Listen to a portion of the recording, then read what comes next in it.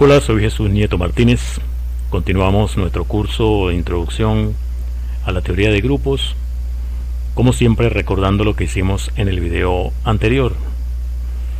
Demostramos este teorema de acá.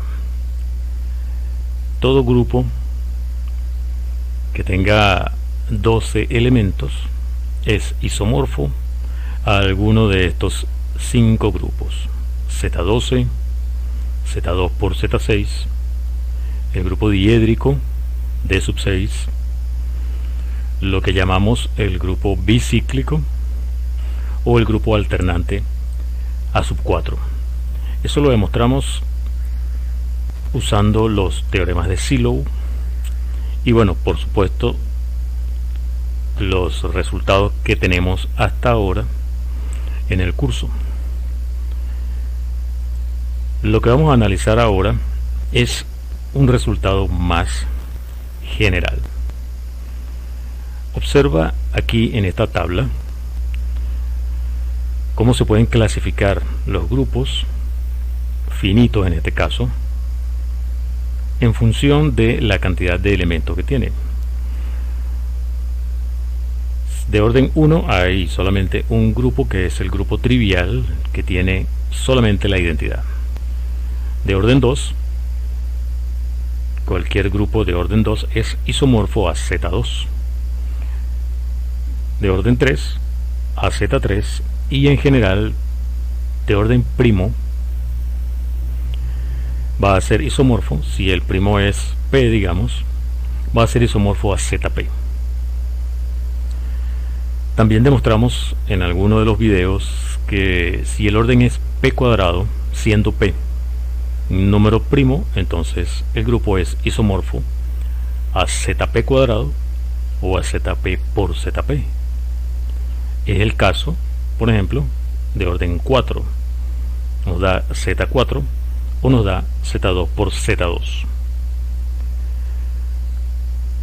En adelante ya no voy a, en esta tabla no van a aparecer los orden número primo, porque ya sabemos ZP para el primo P. Así que colocamos aquí el 6. Orden 6 sería Z6 o S3. El grupo diédrico D sub 3 son isomorfos. S3 y D sub 3 son isomorfos. Así que de orden 6 hay esencialmente solo dos grupos: Z6 o S3. De orden 8 demostramos en alguno de los videos que tenemos estas alternativas: Z8, Z2 por Z4, Z2 por Z2 por Z2, el grupo diédrico D sub 4 o el grupo Q, que contiene los 8 cuaterniones básicos. De orden 9 usamos el mismo resultado que para orden 4, ya que es 3 al cuadrado. Entonces tendríamos las dos alternativas: Z9 o Z3 por Z3.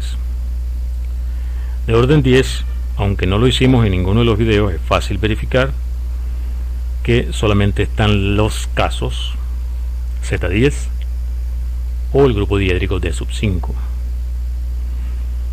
Y lo que hicimos en el video anterior, para orden 12 tenemos estos 5 grupos posibles. Muy bien. Ahora vamos a centrarnos en los que son abelianos. De orden 4 para abajo todos son abelianos, pero si nos fijamos de 6 en adelante, para el caso 6, abeliano solamente Z6. Para 8 los abelianos serían Z8, Z2 por Z4, Z2 por Z2 por Z2. Ya los otros dos no son abelianos.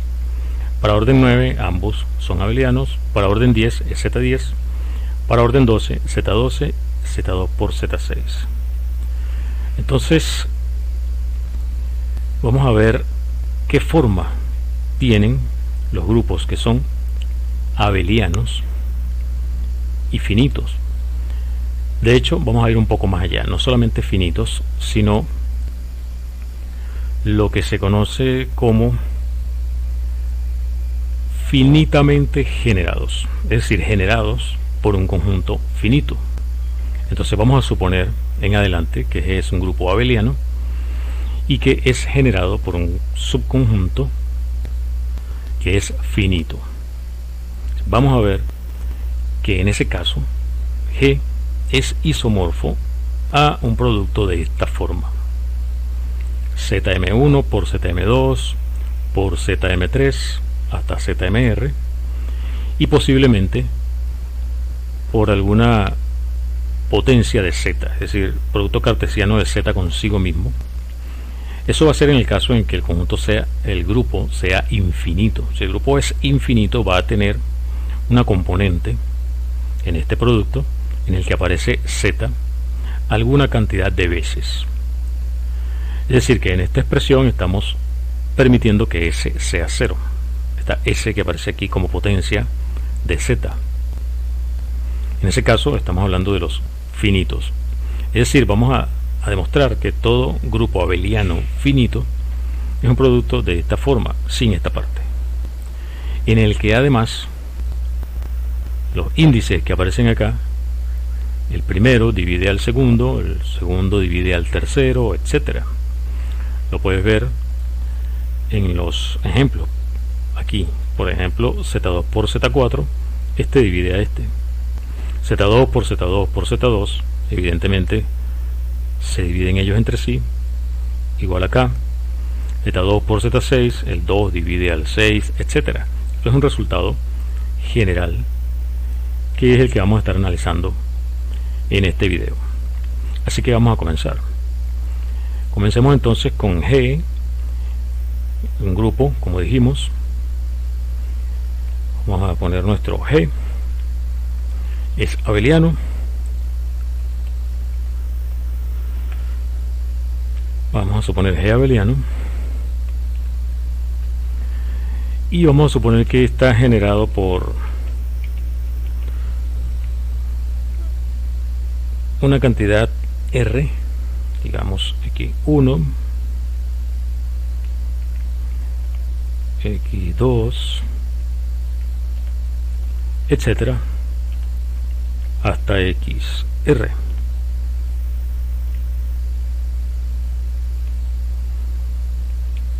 Y además ese conjunto es minimal con respecto a la propiedad de generar a G. O sea, ningún subconjunto de G que tenga menos de R elementos puede generar G. Vamos a partir de ahí, de ese hecho.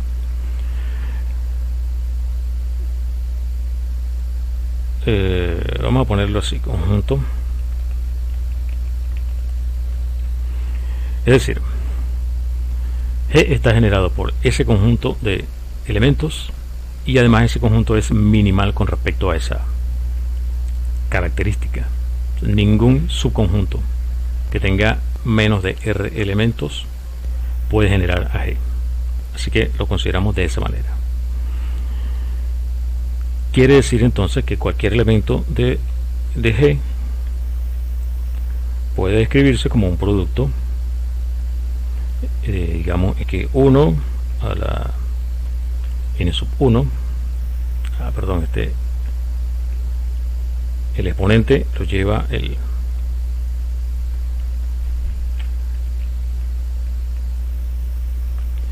mismo x1, ¿no? La n sub 1 por x sub 2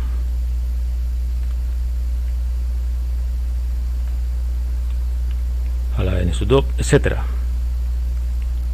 por, vamos a poner aquí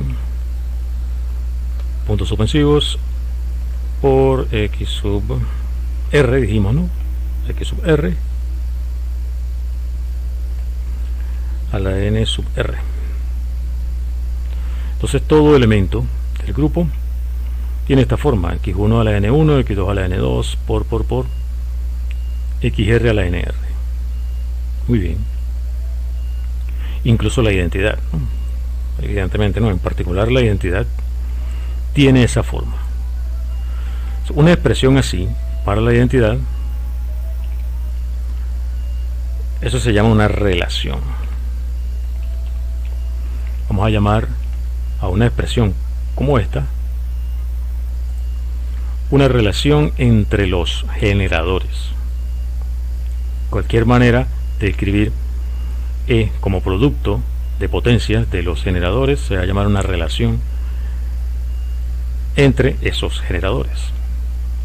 Simplemente para ahorrar en vocabulario, ¿no? Para abreviar como siempre hacemos en matemática. Entonces fíjate en lo siguiente. ¿Qué pasaría si la única relación entre los generadores fuera la trivial? Es decir, digamos que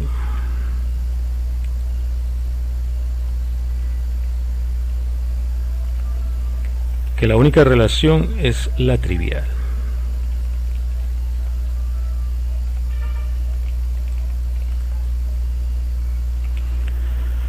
¿Eso qué quiere decir?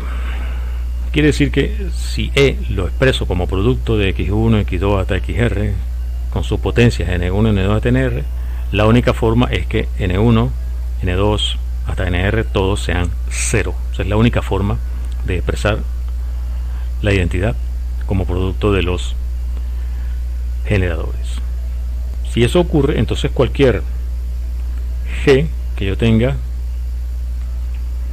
en el grupo con una expresión como esta, digamos, voy a copiarla y pegarla aquí. Si yo expreso G de esta manera, entonces si tuviera otra expresión, digamos x1 a la m1, x2 a la m2, etcétera, entonces puedo, si esas dos expresiones son ambas expresiones para el elemento G, entonces puedo resolver y me quedaría n1 menos m1 igual 0, n2 menos m2 igual 0, o sea, n1 igual a m1, n2 igual a m2. Es decir, esta expresión sería única. Repito, si la única relación para los generadores es la trivial, entonces todo elemento del grupo, al expresarlo de esta manera, lo estoy expresando de forma única. Esta expresión es única.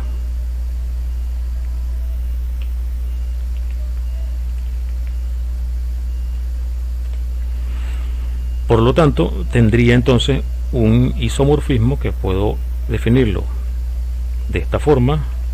Voy a enviar a cada elemento G, si tiene esta forma, N1, N2, etcétera, lo voy a mandar a la tupla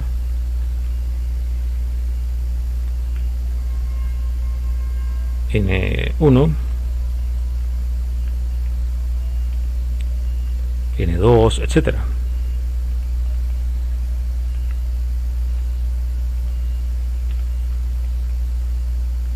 Y eso sería entonces un isomorfismo entre el grupo G y Z a la R.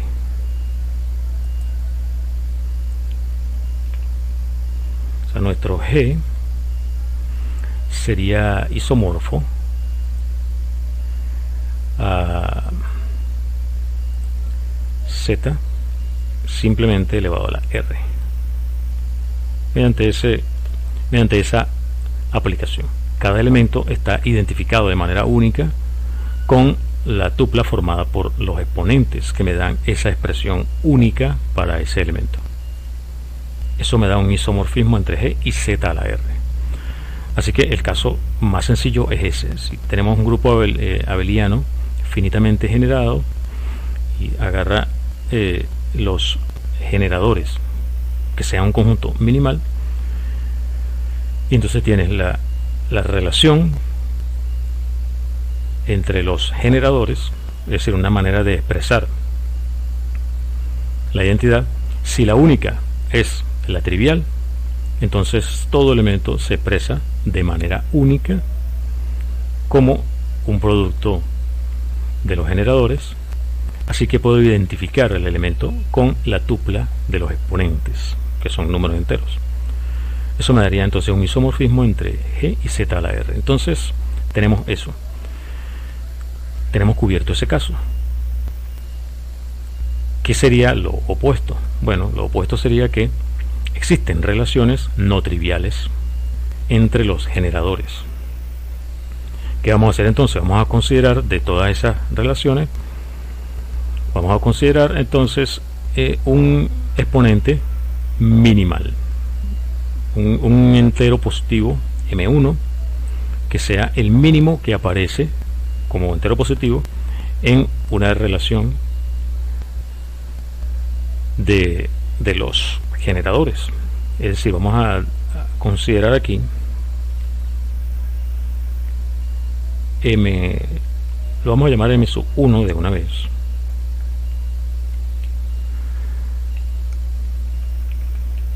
que sea el mínimo, o sea, la mínima potencia en la que aparece, y sin pérdida de generalidad vamos a considerar que esa potencia aparece en X1 cuando obtenemos la relación de entre los generadores. Déjame ver si tengo aquí copiado todavía. Ajá. Digamos que tenemos esa relación entre los generadores y vamos a considerar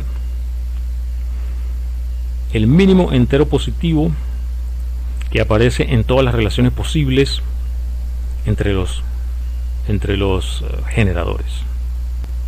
O sea, como estamos suponiendo que no hay una única relación entre los generadores, entonces de todas las relaciones que aparecen vamos a llamar M1 al más pequeño de todos los enteros positivos que aparecen como exponentes en ese producto, en todas esas posibles configuraciones.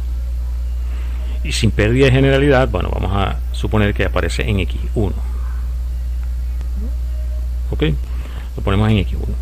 O sea que la identidad es X1 a la M1, X2 a la N2, etc. Ok.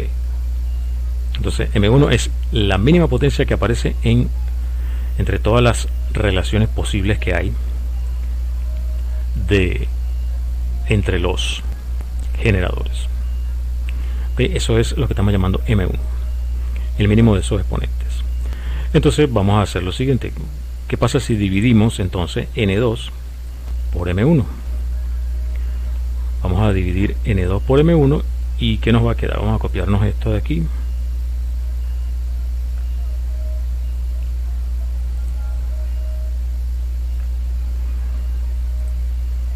Y vamos a tener entonces, al dividir N2 por M1, vamos a suponer que, digamos que N2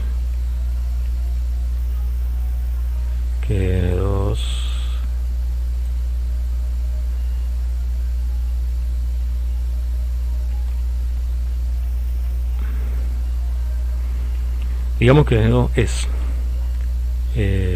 M1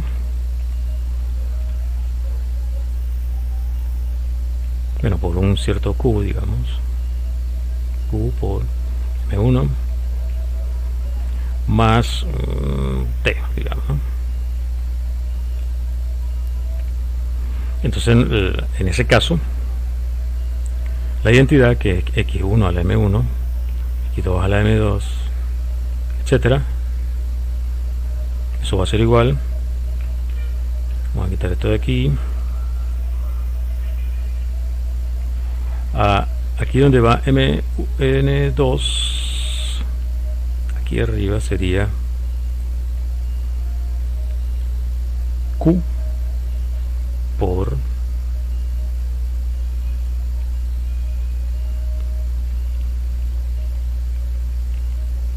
M2 más, me falta un más, ¿no? Más, que fue lo que llamé T. Así. La identidad sería X1 a la M1, N2, entonces donde va N2 coloco QM2 más T. Pero fíjate en lo siguiente, vamos a hacer una observación por aquí afuera. Fíjate en lo siguiente, si yo tengo este conjunto de generadores x1, x2 hasta xr, conjunto generador minimal de R, entonces también voy a tener x1. Si yo hago x1 por x2 elevado a cualquier potencia, la q por ejemplo, y agarro el mismo x2, x3, etcétera, hasta xr, este conjunto también es generador de G. Repito, si x1, x2 hasta xr es generador minimal, entonces x1 por x2 a la q para cualquier potencia q, x2, etcétera, también es generador. ¿Por qué? Fíjate en lo siguiente. Si yo tengo una expresión como esta, bueno, como la que ya tengo copiada, vamos a ver si la tengo copiada todavía. Sí, si la tengo así, si tengo una expresión como esta, con n1 aquí, tengo una expresión como esta, x1 a la n1, x2 a la n2, etcétera. Yo puedo expresarla en términos de estos de esta forma. Yo hago x1, perdón, me salí de la fórmula, así, tengo x1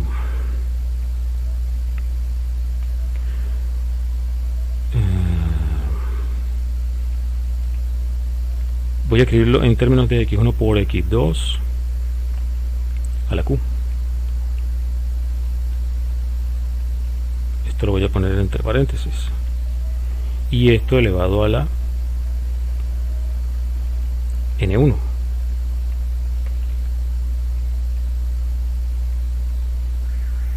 por x2. ¿Qué potencia tendría que poner aquí para que me dé esto mismo? Tendría que poner n2 me faltó doble exponente, n2 menos q por n1 por x sub r n sub r. Fíjate, x1 por x2 a la q, todo eso a la n1 me da x1 a la n1 y x2 a la q por n1 más n2 menos q por n1, que da esto mismo. O sea que esto yo puedo escribirlo, si está escrito en función de x1, x2 hasta xr, esta expresión yo puedo escribirla en función de x1 por x2 a la q, x2, etcétera.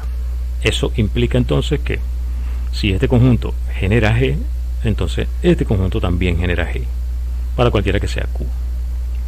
O sea que yo puedo expresar aquí, puedo hacer un truco como este, x1 a la m1, x2, q, etcétera. Esto yo puedo escribirlo.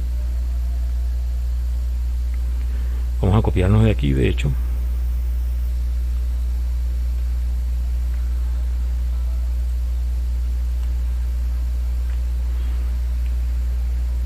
Este de acá, x1 a la m1, x2 a la, etcétera, que era este mismo. Yo puedo escribirlo como x1 por x2, aquí sería m1,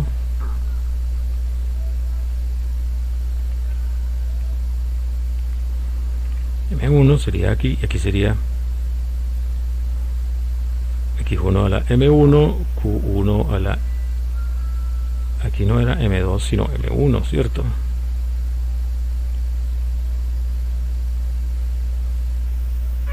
Q por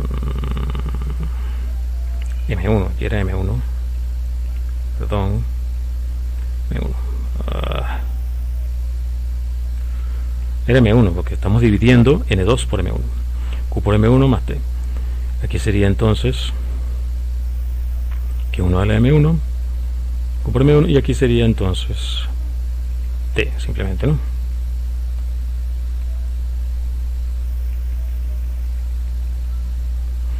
Entonces tengo la identidad escrito como x1 a la m1, x2 a la n2, etcétera, x1, x2 a la q, m1, x2 a la t.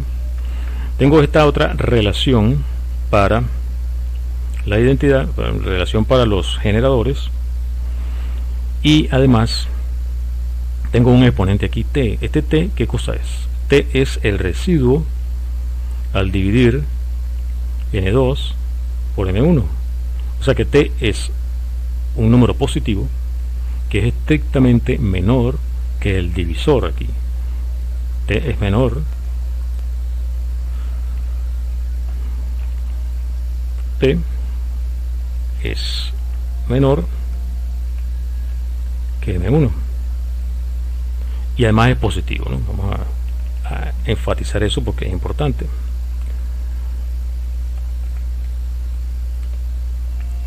T es un número no negativo, quise decir, no negativo, y es estrictamente menor que M1. Y tenemos entonces una relación de conjuntos generadores minimal, y tenemos T, un número positivo menor, número positivo no, número no negativo, menor que M1. Por la forma como elegimos M1, este T tiene que ser 0. Así que en esa expresión, por la forma como hemos dividido, como hemos escrito, como hemos definido M1, T tiene que ser 0. Por lo tanto, M1 divide a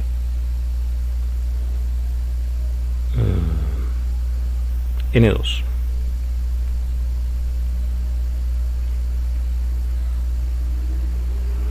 M1 divide a N2.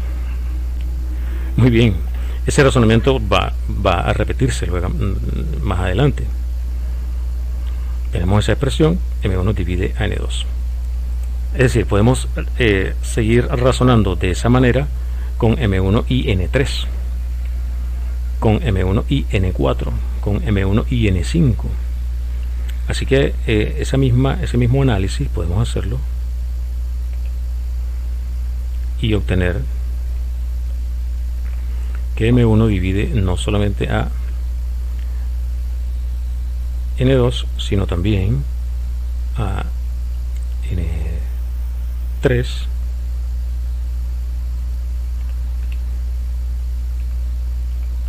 etcétera.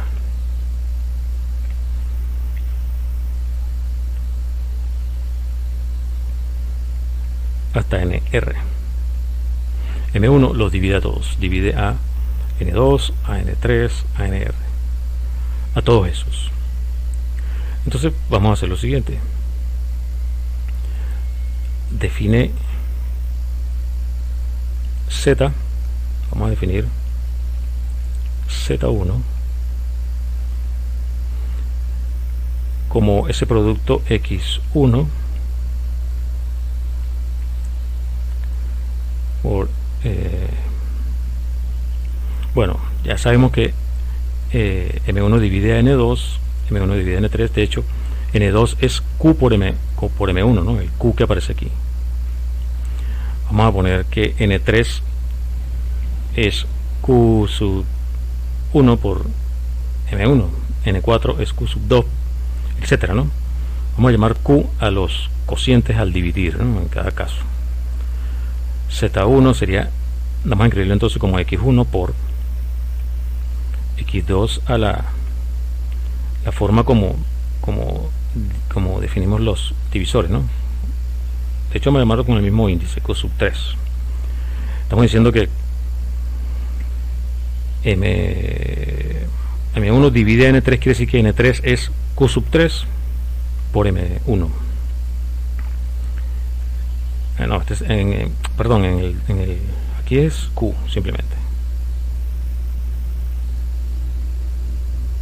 O sea, para Q sub 2 es Q, para N sub 2 quiere decir es Q, para X sub 3 vamos a llamarlo Q sub 3, simplemente para llevar el mismo la misma notación con respecto al índice acá. Es decir, que voy a ponerlo para x sub 4, por ejemplo, pues vamos a llamarlo q sub 4. Y así, ¿no?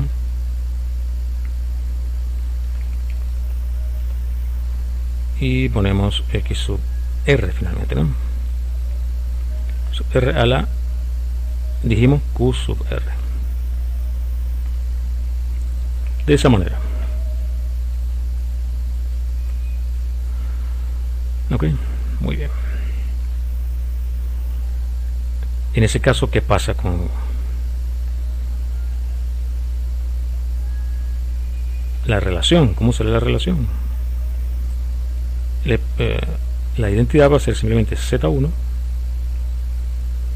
elevado a la M1. Así de sencillo. Z1, o sea, si tú elevas esto a la M1, te queda esto, x1 a la, perdón, esto, x1 a la M1, x2 a la N2, etcétera. O sea que Z1 es Z1 elevado a la M1 da la identidad. Como además M1 es el mínimo entero posible para el que eso ocurre, quiere decir que ese es el orden de Z1. O sea, Z1, el orden de Z1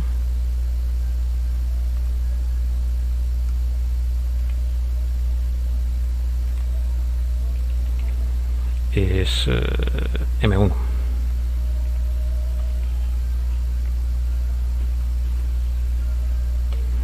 Entonces el orden de Z1 es M1. Ok, ya vamos a quitar esto de aquí que ya no hace falta.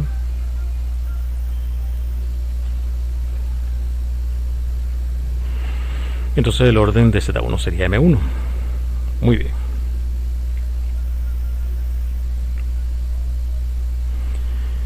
Entonces, bueno, vamos a considerar el grupo cíclico generado por Z1. Digamos que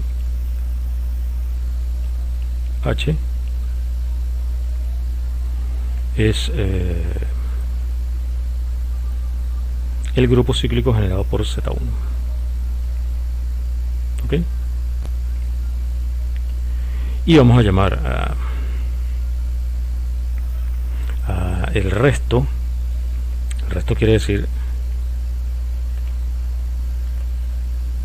vamos a llamarlo G1, a el grupo generado por los demás. Vamos a escribir nuestro simbolito aquí.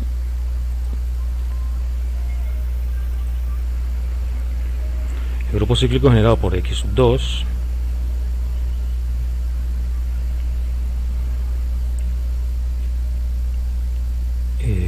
x sub 3, etcétera, ¿no? Hasta x sub r. Bueno, hay que poner esto entre llaves para que se entienda que estamos hablando del conjunto. Perdón. G sub 1, el grupo generado por ellos.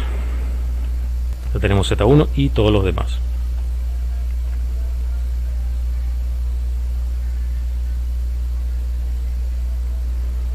Ok. Muy bien. Entonces, bueno, no es difícil verificar esto. Vamos a, si yo hago H por G1, o sea, H por G1, eso me da G. Y además, lo único que tienen en común H y G1 es la identidad.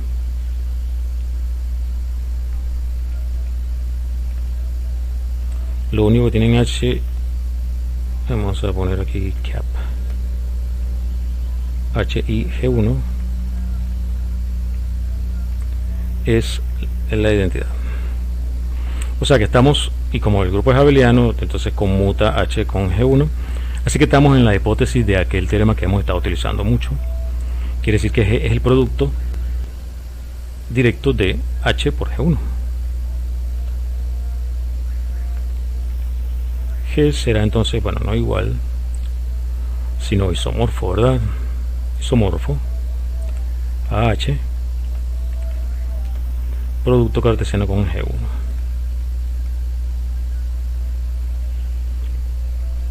Y entonces tenemos dos posibilidades. Una de las posibilidades es, bueno, ¿qué pasa si... Bueno, aquí como H es cíclico, aquí tenemos ya un Z sub M1 por G1 y tenemos que ver qué pasa con G1.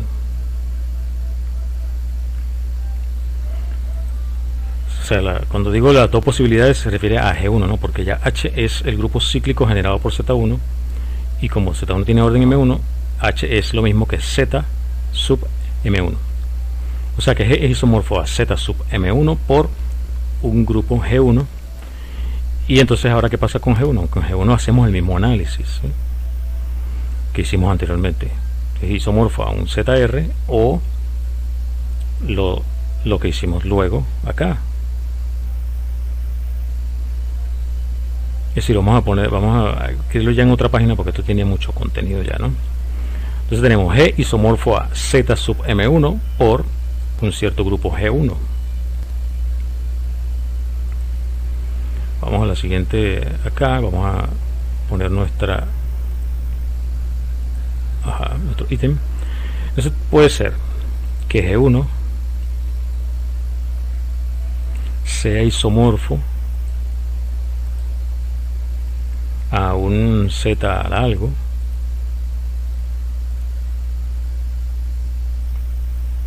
Z a la S1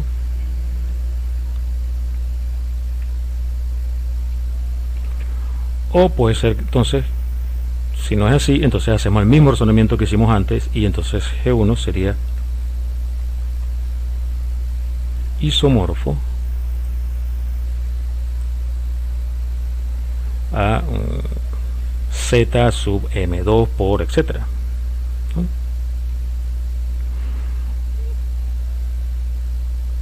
Z sub, vamos a poner aquí nuestro Z sub M2 y aquí por un cierto sub 2, así, ok. Entonces en este caso ya estaríamos listos porque nos daría Z sub M1 por Z a la S1, ya es la forma que queríamos, ¿no? Que queríamos ver que era así, aquí sería uno solo ZM1 y aquí Z a la algo, estaríamos listos. Entonces lo que tenemos que analizar es el segundo caso, que nos quede ZM1 por ZM2 por G2. Entonces vamos a ver cómo hacemos el paso inductivo aquí, ¿no? Entonces estamos en este caso que G sea isomorfo a ZM1 por ZM2 por el G2. Lo que falta ver es que M1 divide a M2. Para eso tendríamos que ver lo siguiente: ¿qué pasa si hacemos una relación, escribimos una relación entre generadores? Ahora vamos a llamarlos Y para esa parte en G2, ¿no? Y2 a la M2, o sea, para esta parte, ¿no? Y2 a la M2 y aquí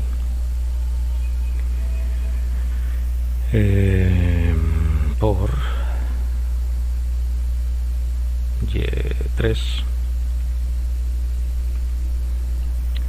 Esto vamos a llamarlos N, los otros exponentes los estamos llamando N, pero vamos a llamarle N3 prima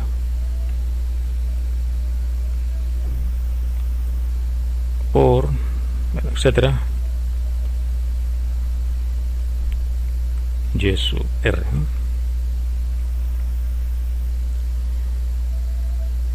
Elevado a la N sub R prima. Es de esta forma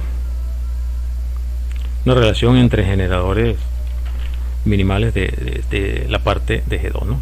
Estos son generadores de G1, perdón, de G2 quiero decir, ¿no?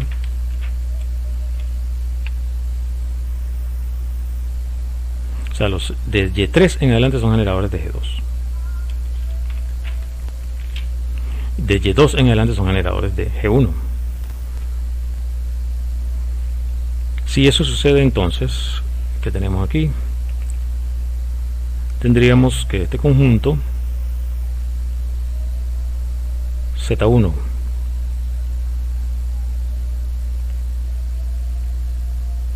Y2 Y3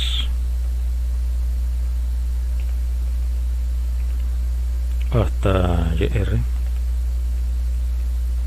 ese conjunto genera y además es minimal al G completo, ¿no?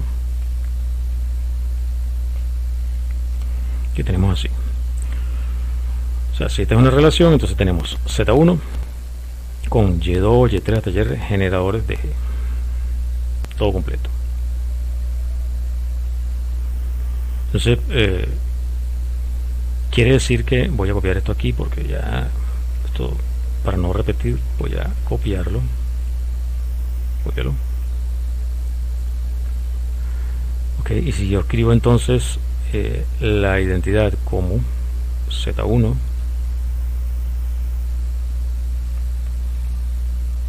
a la M1,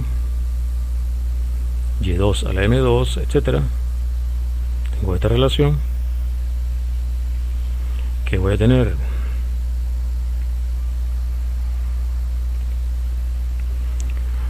entonces, bueno, razono igual que antes con el M1 y M2, así como razonamos con a partir de aquí, cuando dividí N2 entre M1, ahora voy a hacerlo pero con el M2 acá y con los Y. Voy a hacer este mismo razonamiento y voy a tener que M1 divide a M2. Aquí voy a tener que M1, puse mayúscula, ¿no? M1 divide a M2.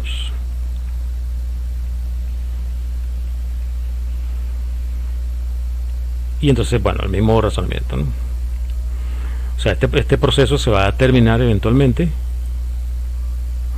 y voy a tener al final que el grupo es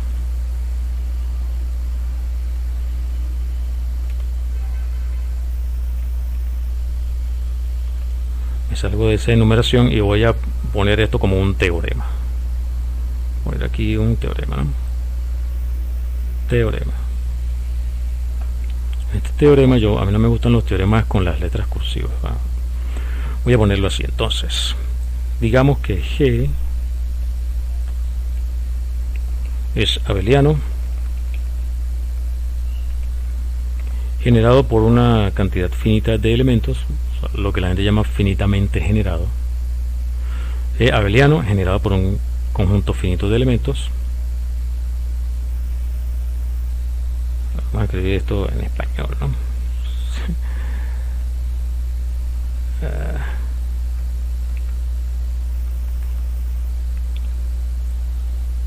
Si G es abeliano y generado por un conjunto finito de elementos, entonces, que se pone cursiva de una vez, no me gusta así cursiva. Entonces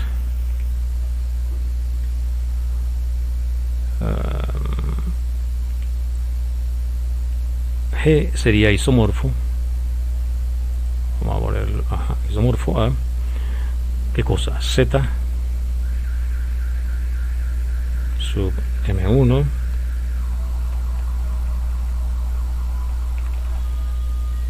por, vamos a copiarnos,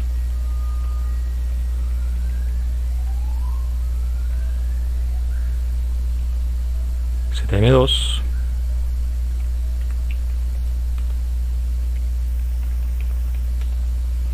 etcétera, hasta ZMR. Y bueno, puede tener aquí entonces una potencia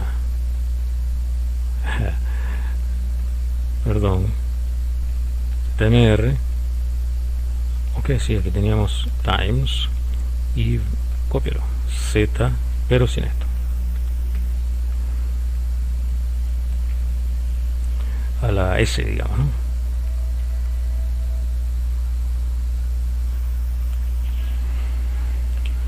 Entonces G isomorfo a un producto de esta forma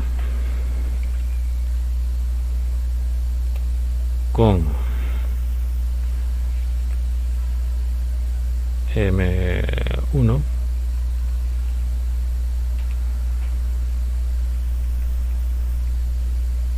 M1 divide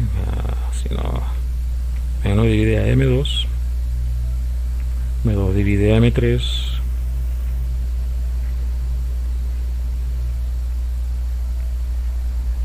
etcétera.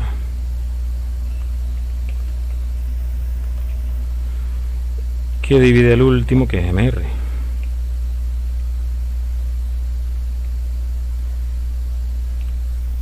Bueno, no voy a poner ese punto. Este es nuestro teorema. Si M es un grupo abeliano generado por una cantidad finita de elementos, entonces es isomorfo a un producto directo de ZM1, ZM2 hasta ZMR por posiblemente Z a la S, donde M1 divide M2, M2 divide M3, etcétera, hasta MR. S podría ser 0. En el caso particular en que S vale 0, entonces el conjunto, el grupo sería finito, que es simplemente producto de ZM1 por ZM2 hasta ZMR, es el caso finito, S igual 0. Si al contrario no tiene esta parte, es decir, no hay ningún elemento en G que tenga orden finito, entonces es isomorfo a Z a la algo. Entonces tenemos esa caracterización. Todos los grupos abelianos que son generados por una cantidad finita de elementos, lo que la gente llama finitamente generados, traduciendo mal el asunto del inglés, es isomorfo a un producto directo de esta forma: ZM1 por ZM2 hasta ZMR por Z a la S.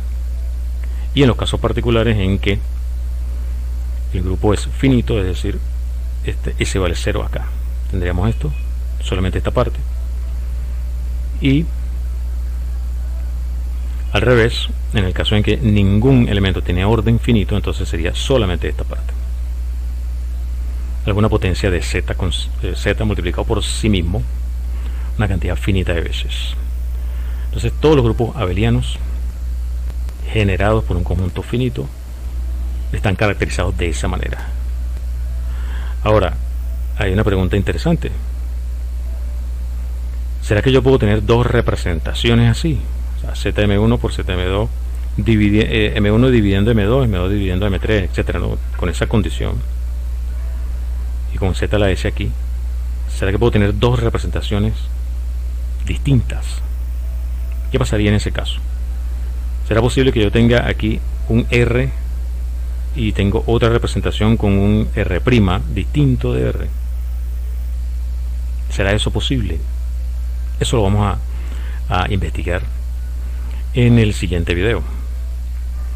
Así que vamos a dejar este hasta acá. Entonces lo que hicimos fue caracterizar los conjuntos abelianos, los grupos abelianos que son generados por una cantidad finita de elementos, lo que se conoce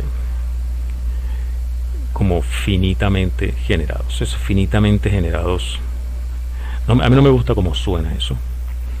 Yo prefiero decir generado por una cantidad finita de elementos, pero bueno, cuestión de gustos. Entonces están caracterizados de esa manera. Lo que faltaría ver es que, bueno, esa M1, M2 hasta MR, ordenándolos como hay que ordenarlos, M1 divide M2, M2 divide M3, ordenados de esa manera, son únicos. El R y los M sub I, M sub J y el S que aparece ahí. Vamos a ver que eso es único para que el teorema esté completo, ¿no? Eso lo vamos a hacer en la siguiente oportunidad. Lo dejamos hasta acá. Soy Jesús Nieto Martínez. Hasta el próximo video.